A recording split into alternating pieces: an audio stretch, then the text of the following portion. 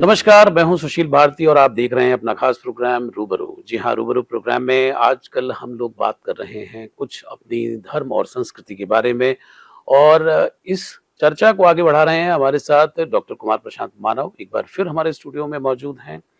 बहुत ही शानदार motivational speaker हैं और ऑथर हैं और उनकी बड़ी ही शानदार एक किताब है, बुक ऑफ लाइफ जिसके अंदर उन्होंने जीवन का सार जो है वो भरा है। ये किताब आपको अमेज़न से भी मिलेगी, आप उसको लेकर के पढ़ भी सकते हैं। तो चलिए मुद्दे पर आते हैं, आज का विषय है आर्य समाज क्या है? और इस पर आज हम बात करने वाले हैं। सबसे पहले तो डॉक्टर साहब आपका बहुत-बहुत स्वागत है हमारे स्टूडियो में। धन्यवाद, नमस्कार। जी, डॉक्टर साहब जब हम आर्य समाज की बात करते हैं, तो हमने पिछले एपिसोड में हमने वैदिक धर्म पे, सनातन धर्म पे हमने बातचीत की थी। तो हम ये पाते हैं कि मुगलों के काल में, उस समय पर जब यहाँ की सनातन परंपरा को फॉलो करने वाले लोगों का मोराल नीचे गिर गया था, तो उस समय पर बड़े सारे लोग कहते हैं, मैं नहीं कहता, कि हमें धन्यवाद देना चाहिए, हमें अपने संतों का। जिन संतों ने पूरे देश में घूम-घूम करके न केवल उस सनातन परंपरा को जिंदा रखा, बल्कि गेय पद्धति से, गायकी से, अपने मुहावरों से, अपने जो लोकोक्तियों से, श्लोकों से, जो उनके उन्होंने पद गाए, जिनमें कि हमारे बड़े सारे जो संत हैं, शामिल हैं, चाहे वो कबीर हों, सूर हों, तुलसी हों, मीरा हों, रैदास हों, दादू हों, तो जितने भी बड़े जो संत जो थे, तो उन्होंने उस समय पे भक्ति मूवमेंट के माध्यम से जनमानस की जो भावना है उसको ऊपर लेकर के आए और ये हमें अपने इतिहास से मिलता है क्योंकि मुगलों का दमन ये एक इतिहास की बहुत ज़बरदस्त घटना है। उसके बाद हम आते हैं तो अंग्रेज़ों पर आते हैं कि ब्रिटिश साम्राज्य ने भी अपना मौका देख करके अपनी दुकान यहाँ पे लगाई और वहाँ पर फिर जो है धर्म पर आघात हुआ, लेकिन जय हो सनातन धर्म की कि फिर सनातन धर्म का जो जो बहाव जो था, उसकी जो वैतरणी बह रही थी, उसने रुकने का नाम नहीं लिया। उस समय पर हमारे इस देश में दयानंद सरस्वती जी का आविर्भाव होता है और दयानंद सरस्वती जी एक नारा देते हैं, बैक टू वेदास, कि वेदों की तरफ लौटना होगा और जो अपनी कमियां हैं, चाहे वो जातिवादी की कमियां हों, चाहे वो अन्य चीज़ों की कमियां हों, उनको दूर करके अब बात इंसानियत की होगी। और उन्होंने कई तरह की संस्थाओं का निर्माण किया। आज आपके माध्यम से हम समझना चाहते हैं कि दयानंद सरस्वती जी का जो ये मूवमेंट था, आर्य समाज का मूवमेंट, वो क्या था? वो क्या कहना चाहते थे? क्या करना चाहते थे? बहुत बढ़िया, क्योंकि भ्रांति बहुत है लोगों को इस बारे में। एक्चुअली आर्य समाज जो है, ना तो कोई धर्म है, ना कोई इसका अलग कोई मोटिव है, ना इसका कोई रिलीजियस अलग कोई कल्चर है। आर्य समाज क्या है? आर्य समाज की स्थापना स्वामी दयानंद सरस्वती ने की। पहले उन्होंने की थी लाहौर में, उसके बाद में उन्होंने जो मेन जो बाद में हुई वो बॉम्बे में हुई, मुंबई में। ये इसके पीछे क्या उद्देश्य था? स्वामी दयानंद सरस्वती जब पैदा हुए थे, उनके पिता का नाम था करसन जी, ओके, उनका नाम था मूलचंद। स्वामी दयानंद सरस्वती का नाम था मूलचंद। मूलचंद, ओके, अपने पिता उनके बहुत अच्छे रईस थे अपने उसके, और उनका एक ही संतान थी मूलचंद। वो मूर्ति पूजा में बिलीव करते थे, मंदिर जाते थे, मूर्ति पूजा करते थे। तो एक दिन शिवरात्रि के दिन, ये आज वाली शिवरात्रि नहीं, जो मार्च में शिवरात्रि, महाशिवरात्रि जो होती है, महाशिवरात्रि, महाशिवरात्रि फरवरी में जो होती है, फरवरी मार्च के बीच में जो आती है, तो उस दिन सबका व्रत था करसन जी के यहाँ। मूलचंद जी ने भी व्रत रखा था। तो सब लोग जागते रहे। जो मूर्ति रखी थी गणेश जी की, शिव जी की, इनकी पूजा वूजा करते अर्चना करते रहे। उसके बाद में वो लड्डू वगैरह उन्होंने बनाए थे, वो वहां भोग लगा के रख दिए, और धीरे धीरे उनको नींद आ गई और वो सोने की तरफ जाने लगे। तो मूलचंद ने उनसे क्वेश्चन किया, अपने पिताजी से, करसन जी से, कि क्या जागना होगा? तो उन्होंने कहा देख लो, जागोगे तो ईश्वर के दर्शन होंगे। बोले ईश्वर के दर्शन होंगे इसमें? बोले हाँ, छोटे बच्चे थे, उनको बड़ा अच्छा लगा, तो उनका चलो आज देखेंगे ईश्वर के दर्शन कैसे होते हैं। अब वो साहब वो जो मूर्ति थी उसके सामने बैठे रहे। कुछ देर बाद, आधा पौन घंटे बाद चूहे आए, चूहे, और चूहों ने वो लड्डू खाना शुरू कर खाने दिया। शुरू कर दिए, कुतरने शुरू कर दिए, कोई ले गया। तो एक बच्चा, एक छोटा सा बच्चा, बाल सुलभ। उसके हाँ बाल सुलभ, लेकिन उसको तो बहुत ऊंचा बनना था। तो नेचुरल बात है कि पूत के पांव पल्ले में दिखाई जाते हैं। उसको तभी एक क्वेश्चन डेवलप हुआ उसके दिमाग में कि अगर यहाँ भगवान के कोई दर्शन हुए नहीं उसको, जो उसके पिताजी ने कहा था कि ईश्वर के दर्शन होंगे, तो कि ईश्वर के तो मुझे दर्शन हुए नहीं, और ये जो इन्होंने इनको दिया है खाने के लिए, इन्होंने तो कुछ खाया नहीं, और ये तो चूहे खा रहे हैं। तो जो चूहे से अपने खाने की रक्षा नहीं कर सकते, वो हम लोग की रक्षा क्या करेंगे? ये किस तरह के भगवान है? वहीं से क्वेश्चन के दिमाग में कौनना शुरू हो गया कि ये जो हो रहा है गलत है, ये गलत है, ये अंधकार है, इस अंधकार को मुझे दूर करना है। तो इस तरह से उनके दिमाग में ये एक ऐसी बीज रोपण हो गया कि जो बाहर वट वृक्ष बन गया, और जिस वट वृक्ष की स्थापना हुई आर्य समाज के रूप में। तो उन्होंने इस बात के ऊपर फिर अनुसंधान करना शुरू किया। उन्होंने उनकी शादी तय कर दी पिताजी ने। वो तो शादी वादी करना ही नहीं चाहते थे, वो तो पहले ही सन्यासी हुए थे। वो घर से भाग गए, घर से भाग के इस मठ में जा, उस मंदिर में जा, इधर जा, उस तीर्थ स्थान पे जा, यानी कहाँ कहाँ नहीं भटके। लेकिन अंत में गुरु बिरजानंद थे, अंधे, ब्लाइंड मैन, वो उनके दरवाजे पे सुना कि बहुत बड़े संत हैं, तो चलो इनसे ही कुछ शिक्षा लेते हैं, यही बताएंगे प्रभु क्या है। मतलब वो एक ही क्वेश्चन ढूंढ रहे थे कि ईश्वर क्या है, ईश्वर कहाँ है, कौन है, क्या प्रभाव है उसका, कैसा दिखता है वो, क्या उसका रचना क्या है उसकी। ये सब क्वेश्चन उनके दिमाग में कौन रहे थे, जिसका कोई जवाब नहीं दे पाया था। जो इतने मंदिर मंदिर और पता नहीं कहाँ कहाँ वो नहीं भटके, कुछ कोई जवाब नहीं मिला। तो स्वामी बिरजानंद जी के दरवाजे नॉक किया, तो उन्होंने कहा कि कौन है। तो उन्होंने कहा, मूलचंद ने, कि यही तो मालूम करने आया हूं कि मैं कौन हूं। ओह, बिरजानंद समझ गया कि यही वो असली शिष्य है जिसको आज तक ढूंढ रहे थे, क्योंकि उन्होंने उसका जवाब ये जो दिया कि कौन है, तो बोले यही तो पूछने आया हूं कि मैं कौन। अरे वाह, उन्होंने बुला लिया उसको, उनका तुम ही एक असली शिष्य हो जिसने आज ये क्वेश्चन किया। तब उन्होंने उनसे दीक्षा ली, उन्हें ज्ञान की प्राप्ति हुई, वेदों का उन्होंने अध्ययन किया, वेदों की तरफ गए, और फिर धीरे धीरे धीरे धीरे उनको वो एक मशाल बन गए, जलती हुई मशाल, जीती जागती मशाल, और उस मशाल ने पूरी दुनिया को रोशन कर दिया। जिस समय ये अंधकार फैला हुआ था पूरे भारतवर्ष में, जगह जगह लोग गुटों में बटे हुए थे, आपस में वही जाति पाति में लड़ रहे थे। जो बेचारे ऐसे सफाई वाले थे, जो उनके सेवा कर्मचारी थे, उनको शूद्र कह के उन्हें मंदिरों में घुसना बंद कर दिया था, उनको उनके हाथ का खाना बंद कर दिया, उनके हाथ से बर्तन नहीं छुआते, घर में भी घुस जाते, अगर घर में भी वो आ जाते तो घर की धुलाई होती थी गंगा जल से। मतलब इतना अपवित्र उनको मानने लगे, वो उनको कोई अधिकार ही नहीं दिया समाज ने। तो उनका नहीं, गलत है, ये अत्याचार है। दूसरी तरफ क्रिश्चियनिटी की भी मार थी। वो भी थी, क्योंकि अंग्रेज आ गए थे, तो वही मार थी। तो चारों तरफ से पिसाना आदमी, जो हमारा सनातन धर्म है या वैदिक धर्म है, चारों तरफ से पिसा। उधर तो मुसलमानों ने पीसा इसको, क्योंकि वो जब मुगल का शासक आए, मुगल काल आया, तो उन्होंने उसको वो किया। जब अंग्रेज आए, उन्होंने अपने क्रिश्चियनिटी को किया, उन्होंने मुस्लिम धर्म को किया। तो इस तरह पिसता रहा बराबर। लेकिन ये पिसते पिसते भी इसकी लौ जलती रही, कभी कोई आया कभी कोई आया। तो स्वामी दयानंद सरस्वती युग प्रवर्तक थे, और गुजरात की भूमि को मैं सादर नमन करना चाहता हूँ, जिसने स्वामी दयानंद सरस्वती जैसे, सरदार वल्लभ भाई पटेल जैसे, या हमारे नरेंद्र दामोदर मोदी जी जैसे जो रत्न उन्होंने भारत को दिए, ये गुजरात की धरती की कृपा है। उसको नमन करता हूँ, सत सत प्रणाम करता हूँ।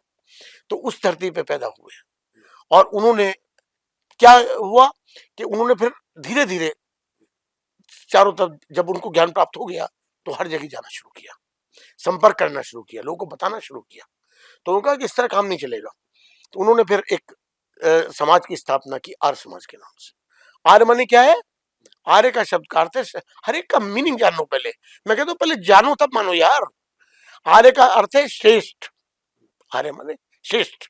सीता जी कहती थी अपने राम को, सीता जी हे आर्य। और हमारी जो जड़ें हैं वो कहीं ना कहीं आर्यों से एग्जैक्टली, है नहीं। तो आर्य माने श्रेष्ठ, जो हिंदी पर्यायवाची आर्य का श्रेष्ठ। तो उन्होंने जो वेदों की ज्योति जलाई जलाई और वेदों की तरफ आदमी को मुड़ने की, जैसे आपने भी कहा था कि वेदों की तरफ मुड़ो, तो वेदों की तरफ, वेदों की तरफ, तो जो वेदों का ज्ञान उन्होंने देना शुरू किया और उन्होंने उस आर्य समाज की स्थापना की। और आर्य समाज में के 10 नियम बने। उसमें एक नियम ये भी है कि हर आर्य का वेद पढ़ना पढ़ाना उसका जीवन का धर्म है। तो पढ़ना भी और पढ़ाना भी। उसी में एक दिया जो वेदों में लिखा हुआ यज्ञ, यज्ञ को परम धर्म माना गया। उसका उसका क्या रीजन, आप लोग बात समझते नहीं है कि यज्ञ को क्यों परम धर्म माना गया। यज्ञ को इसलिए माना गया कि यज्ञ में सारा कुछ परोपकार समावेश है। यज्ञ में अब आप देखिए कि एक आग जल रही है, उसमें आप 2 लाल मिर्च डाल दो, 2, और आप देख रहे 4 आदमी खड़े नहीं हो पाएंगे, जितने आसपास होंगे सब खांसते छींकते हुए भाग जाएंगे, सही बात है। आग की जलाई हुई चीज जो धुआं बन के उड़ती है वायुमंडल में, उसकी इतनी बड़ी वो कीमत होती है। तो यज्ञ का क्या मतलब है, यज्ञ में आप सामग्री डालते हैं और सामग्री में ऐसे ऐसे जड़ी बूटी मिली होती है, शुद्ध घी उसमें डाला जाता है, प्रवाहित किया जाता है, और ऐसे मंत्रों के उच्चारण के साथ यज्ञ किया जाता है कि जो परोपकार की भावना से ही होता है। तो मैं तो आज भी कहता हूं कि अगर यहाँ हर घर घर में यज्ञ होने लगे तो धीरे धीरे सारी बीमारी समाप्त हो जाए। क्यों? क्योंकि ये वातावरण को शुद्ध करता है। हमारे यहाँ जो इतनी इतनी पॉल्यूशन है इस समय भारतवर्ष में, अगर घर घर में यज्ञ हम करने लगे तो ये पॉल्यूशन आधे जा तो वैसे समाप्त हो जाएगा। और इतनी गंदगी की वजह से बैक्टीरिया है, क्योंकि नालों में गंदगी भरी पड़ी है, मैंने पहले भी कई बार कहा है, कोई निकालना चाहता ही नहीं, जगह जगह गंदगी के ढेर लगे पड़े हैं। तो वो पहले वैसे तो उसकी सफाई जरूरी है, लेकिन अगर आप यज्ञ करते हैं तो कुछ हद तक आप उससे बच सकते हैं।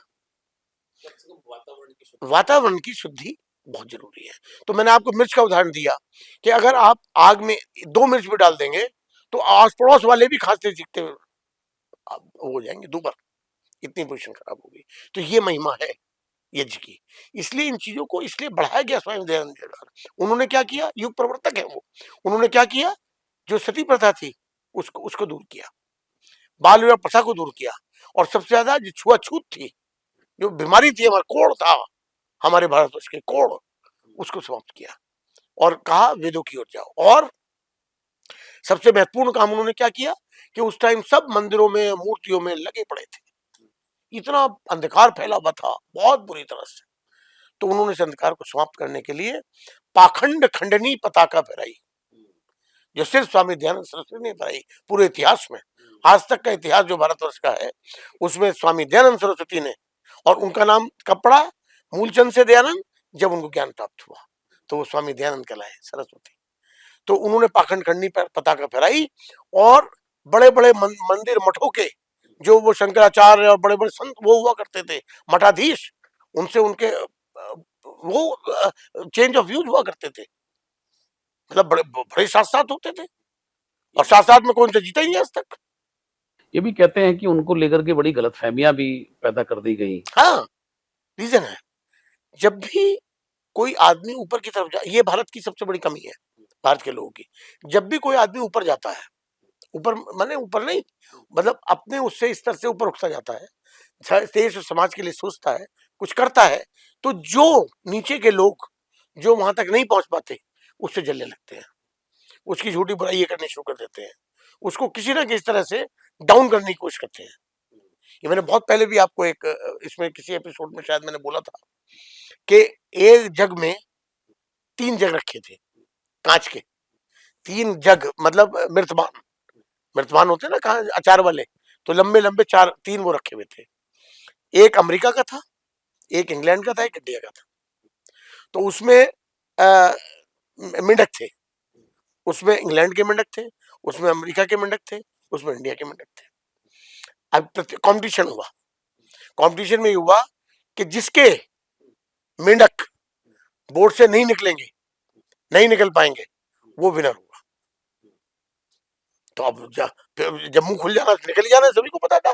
तो बोले विनर तो किसी को होना नहीं, इन्हें नाम तो किसी को देना नहीं है, वैसे ही खामे का प्रतियोगिता रख दी। खैर कोई बात नहीं, ढक्कन खोल दिया गया उसका। तो पहले अमेरिका वाले का खोला गया, दोनों बंद है, इंग्लैंड का और इंडिया का बंद है, अमेरिका वाला खोला गया। तो उसमें क्या हुआ, देखा लोगों ने कि एक मेंढक बाहर निकलने की कोशिश किया, तो दूसरे वाले ने उसको सपोर्ट किया, वो भी निकला, फिर तीसरे वाले ने उसको सपोर्ट किया, वो भी निकला, फिर चौथे वाले, इस तरह करके वो सब निकल गए। वो तो प्रतियोगिता बाहर हो गया। अब इंग्लैंड वाला खोला गया ढक्कन, तो उसमें क्या हुआ कि वो सब एक एक के कंधे पे पैर रख के सब उतर गए और सब निकल गए बाहर, वो भी निकल गए सब। तो वो भी गया। तो अब देखा जाए भी इसका इंडिया वाले को खोला गया। जब यहाँ का ढक्कन खोला गया तो देखा कि जैसे ही मेंढक ऊपर निकलता था, नीचे वाला उसकी टांग खींच लेता था। फिर दूसरा निकलने की कोशिश की, उसकी टांग खींच ली। फिर तीसरा निकल, उसकी टांग खींच ली। अल्टीमेटली क्या हुआ कि 1 घंटे तक एक मेंढक भी बाहर नहीं निकला और इंडिया विनर हो गया। क्या बात। तो ये टेंडेंसी है हमारे यहाँ। तो जो भी किसी अच्छे आदमी की आप बुराई करेंगे, इसका मतलब आपके दिल में कहीं ना कहीं उसके प्रति ईर्ष्या का भाव है, द्वेष का भाव है, जो आप उसकी बुराई कर रहे हैं, जबकि उसके अंदर बुराई नहीं है। आप झूठ उसकी बुराई कर रहे हैं, आप अननेसेसरली उसको डिफेम कर रहे हैं, जबकि उसके अंदर ये बात है ही नहीं। अरे काबिल बनो तो उसके जैसे बनो ना यार, लेकिन वो तो हिम्मत है नहीं, तो बुराई करनी शुरू कर देते हैं। ये एक मानसिकता है। इसी तरह स्वामी दयानंद सरस्वती की गई, और तो और इसी तरह कृष्ण जी की गई। कृष्ण जी कितने महान योगीराज थे। उनका भाई जो था कजन, उनसे जलता था शिशुपाल, और गाली बकता रहता था। तो उन्होंने एक दिन बुआ के साथ, बुआ का बेटा था, तो एक दिन बुआ से कह दिया कि बुआ बस आज से जिस दिन इसे 100 गाली हो जाएंगी उसी दिन इसको खत्म कर दूंगा। तो जहां 100वीं गाली खत्म हुई, मतलब इसने महान योगी को भी को गाली बक रहा है, इससे ज्यादा और नीचता क्या हो सकती है। राम जब सीता को बिताए 14 साल तो बेचारे बनों में रहे, और फिर उसके बाद में जब सीता मिली, उनको लेके राज सिंहासन उन्होंने लिया, तो उनके खिलाफ अयोध्या वालों ने, जिन्होंने मोदी जी को हरवा दिया, जबकि मोदी जी ने वहां राम मंदिर बनवाया और अयोध्या को योगी जी ने और इतना बड़ा टेम्पल बनवा दिया राम का, जो जो लोग सपने देख रहे थे 500 साल से, और अयोध्या वालों ने उनको, बीजेपी को हरवा दिया। तो वही पोजीशन अयोध्या वालों की पहले भी थी, वही उनके उनके खिलाफ कहना शुरू कर दिया कि राम सीता को ले आए, 14 साल रही वहां रावण के पास, और ऐसे उठा के ले आए राम के बारे में और सीता के बारे में। तो अब किसको छोड़ा इन्होंने, तो छोड़ते किसी को नहीं बस। है। तो डॉक्टर साहब यहाँ पे एक चीज, ये अंतिम सवाल है कि आर्य समाज की स्थापना उन्होंने की, और जगह जगह पर आप देखते हैं कि दयानंद एंग्लो वैदिक स्कूलों की भी स्थापना उन्होंने की है। तो क्या उद्देश्य था इसके पीछे, क्योंकि ये भी मिलता है दयानंद सरस्वती जी के द्वारा जब उन्होंने संस्थाएं खड़ी की, तो बड़ी तेजी से उत्तर प्रदेश और पंजाब का जो क्षेत्र जो था, इसमें बहुत जबरदस्त तरीके से संस्थाएं बड़ी तेजी से बनी उनकी विचारधारा को मानने के लिए, और उसी समय पे ये स्कूल भी खुले। क्या सोच थी इसके पीछे?